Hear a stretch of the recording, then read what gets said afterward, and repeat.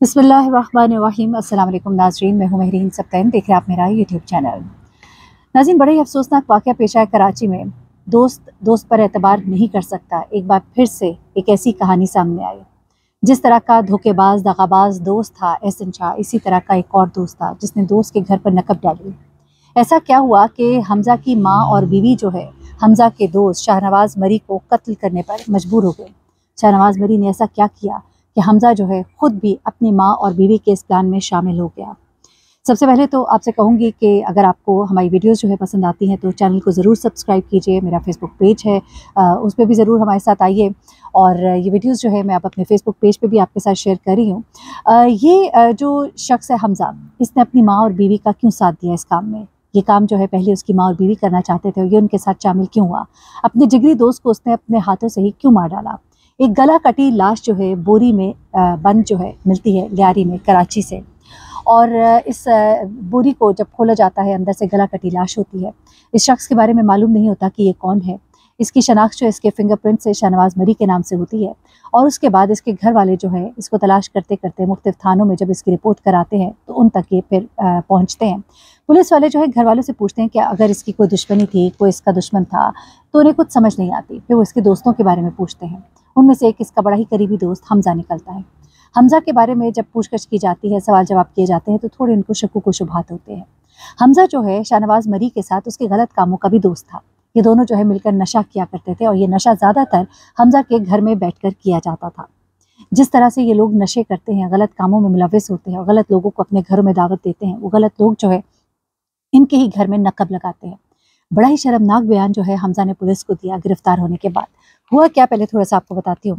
Basically होता ये है कि पुलिस जब अपनी तफ्तीश कर रही होती है और सीसीटीवी कैमराज़ को जब लिया जाता है तो मुख्तलिफ वीडियोज़ जो है उनको मिलती तो है, लेकिन वीडियोज़ बहुत वेग होती है, मबहम होती है, क्लियर नहीं होती। उनमें से एक वीडियो ऐसी होती है जिसमें देखा जाता है कि एक रिक्शा है और इस रिक्शे में 2 लोग जो है वो सवार हैं और ये 2 लोग जो हैं एक बोरी जो है उसको यहाँ पर फेंक कर चले जाते हैं लियारी में। अब ये वाज़ेह नहीं हो पा रहा था कि ये रिक्शा जो है ये किसका है, नंबर प्लेट कोई चीज़ वाज़ेह नहीं थी, तस्वीर बहुत ही मबहम थी, ज़रा क्लियर नहीं थी। और ये हमारे कुछ हाल भी है, ये एक दुःख भी है कि जो हमारे सीसीटीवी कैमराज़ जो नस्ब किए गए हैं सिक्योरिटी के पॉइंट ऑफ व्यू से, वो किस तरह का काम कर रहे हैं। उसके बाद क्या होता है जनाब कि फिर थोड़ा-सा इसकी शिनाख्त परेड होती है और देखा जाता है कि ये रिक्शा कहाँ से चला, कहाँ पे पहुँचा, गली से कब निकला, क्या हुआ, क्या नहीं हुआ। तो पता लगता है कि हमसाये में मौजूद एक घर है और वहाँ पर एक मशकूक एक्टिविटी जो है उसे नोट किया जाता है और ये घर होता है हमज़ा का। जी हाँ, हमज़ा जो है शाहनवाज़ मरी का न सिर्फ ये कि दोस्त था बल्कि हमसाया भी था। अब जब यहाँ पर चीज़ों को नोट किया जाता है, पुलिस जो है फिर पूरी क्या उनकी तफ्तीश का तरीक़ाकार होता है वो करती है और जियो फेंसिंग करती है। देखा जाता है लास्ट कॉल जो है वो कहाँ पर की गई थी, लास्ट शाहनवाज़ मरी का फ़ोन जो है वो कहाँ पर एक्टिव था, तो पता लगता है कि वो हमज़ा के घर में लास्ट एक्टिव था। उसके बाद जब हमज़ा को गिरफ़्तार किया जाता है, उससे पूछगिछ की जाती है, तो उसके बाद हमज़ा जो है वो बहुत सी बातें जो है वो डिस्क्लोज़ करता है। वो बताता है कि हाँ, मैंने शाहनवाज़ मरी को अपने घर जो है बुलाया था। मैंने उसे कहा कि आओ मिलकर नशा करते हैं। हम दोनों की ये एक एक्टिविटी थी, हम किया करते थे। वो मेरे घर आया, उसने मेरे साथ मिलकर नशा किया, लेकिन मैंने उससे नशा नहीं किया। उसके बाद वो कहता है कि मेरी माँ और बीवी जो है वो कमरे में आए और उन्होंने मेरे साथ मिलकर इसको कत्ल करने में मदद की। मैंने गले पर इसके छुरी फेरी, पहले छुरी से इस पे हमला किया और उसके बाद गले पर इसकी छुरी फेरी, इसका गला काटा। उसके बाद इसकी लाश को बोरी में मुंतकिल किया और उसके बाद जो है मैं इसको रिक्शे में लेकर वहाँ पर लियारी में छोड़ आया।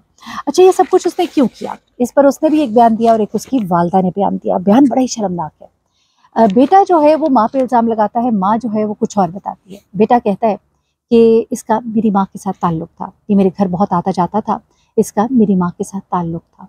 मुझे कुछ ऐसी चीज़ें अपने घर से मिली और मैंने कुछ ऐसी चीज़ें नोट की और मेरी बीवी ने मुझे कुछ ऐसी बातें बताई कि मुझे ये यकीन में बदल गया और उसके बाद मैंने इसको मारने का तहैया कर लिया। कहते हैं सिर्फ यही नहीं था बल्कि ये मेरी बीवी पर और मेरी बहन पे भी गलत नज़र रखता था। एक ऐसे शख्स को आप अपने घर में दाखिल करते हैं, ज़ाहिर-सी बात है, और जब नशा ही आप अपने घर के अंदर करते हैं, तो आप अपने घर की हुर्मत को, तक़द्दुस को तो खुद ही अपने पाँव तले जो है रौंद देते हैं। जब आप अपने पाँव तले अपनी इज़्ज़त को यूँ रौंदेंगे, तो लोग तो आपके घर को फिर पामाल करेंगे, उसके तक़द्दुस को पामाल करेंगे। ये इशारा करता है इस तरफ कि किस तरह से अपने दोस्तों को, ख़ास तौर पे ऐसे अय्याश दोस्तों को अपने घरों के अंदर नहीं आने देना चाहिए।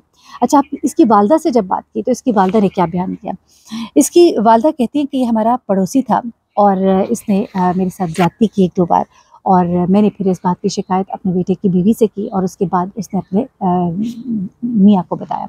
अलबत्ता माँ इस बात से बिल्कुल इनकारी है कि वो इस बात में कहीं शामिल थी कि नहीं थी। अलबत्ता उसने कहा कि ये शख्स जो है ये मेरे बेटे का दोस्त था और गुज़िश्ता दिनों इसका हमारे घर बहुत ज़्यादा आना-जाना हो गया था। मेरे बेटे के साथ मिलके ये नशा करता था। मैं अपने बेटे को बहुत समझाती थी लेकिन बेटा हमारे कहने में नहीं था। तो उसके बाद इसकी वालिदा कहती है कि एक दिन जब मेरा बेटा जो है घर पे नहीं था, ये घर आया और इसको हमने बताया कि वो घर पे नहीं है, लेकिन वो फिर भी अंदर आ गया। इसने कहा कि मैं उसका इंतज़ार करूँगा और जिस दिन ये अंदर आया तो उस दिन इसने मेरे साथ ज़बरदस्ती की। कहती हैं कि मैंने अपनी बहू को बताया, मुझे समझ नहीं आ रही थी ये बात मैं अपने बेटे से कैसे करूँ।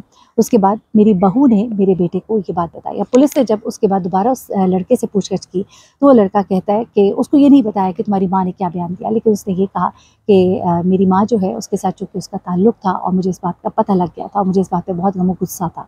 जब उससे पूछा गया कि तुम्हारी बीवी ने तुम्हें क्या बताया था, तो उसने कहा कि मेरी बीवी ने भी यही बातें मुझे बताई थी। अब अल्लाह आलम उसकी वालिदा जो है वो कहती हैं कि मैंने बताया था कि मेरे साथ ज़्यादती की गई।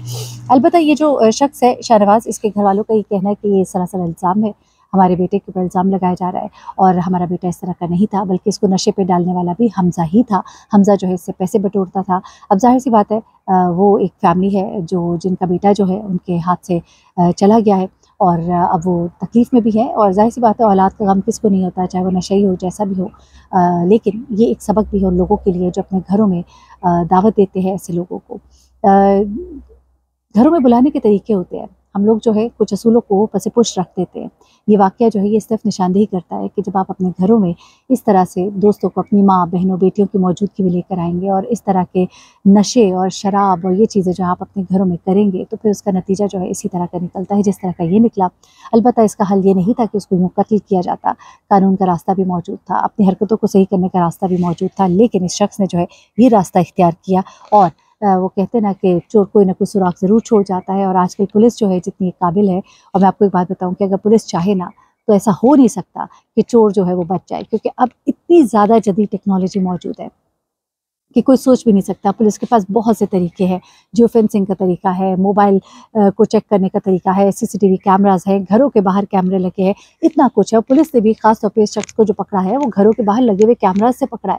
उसके बाद वो सीसीटीवी कैमरा जो वहाँ पे मौजूद था, जहाँ रिक्शा जो है जाकर इस बोरी को गिराता है, उन कैमरों से पकड़ा है। यानी कहीं न कहीं आप आ ही जाते हैं रडार में। अब इतना ज़्यादा ये सिस्टम जो है, ये चौकस है कि बचने के चांसेस बहुत कम रह जाते हैं। कत्ल करना कोई छोटी बात नहीं है और इसकी सज़ा जो है वो भी बड़ी सख्त है। इंशाल्लाह आने वाले दिनों में और मज़ीद स्टोरीज़ भी आपके साथ शेयर करूँगी। एक कहानी है जो आपके साथ शेयर ज़रूर करनी है और वो उन बच्चों के हवाले से है जिनकी वालिदा जो है दुबई में थी और वो बच्चे जब घर से भाग गए थे। एक वालिदा की कॉल जो है वो ट्रेस हुई है। हमारे एक सहाफ़ी भाई हैं, उन्होंने कुछ चीज़ें शेयर की हैं और कुछ मामलात हैं बच्चों के लिए, कुछ मामलात हैं कुछ उनके वालिद के हवाले से और हमारे मुआशरे का ये एक और अलमिया है, इस पर ज़रूर बात करेंगे। अपने कमेंट से ज़रूर आगाह कीजिएगा। अपना बहुत ख्याल रखिएगा। अल्लाह हाफ़िज़।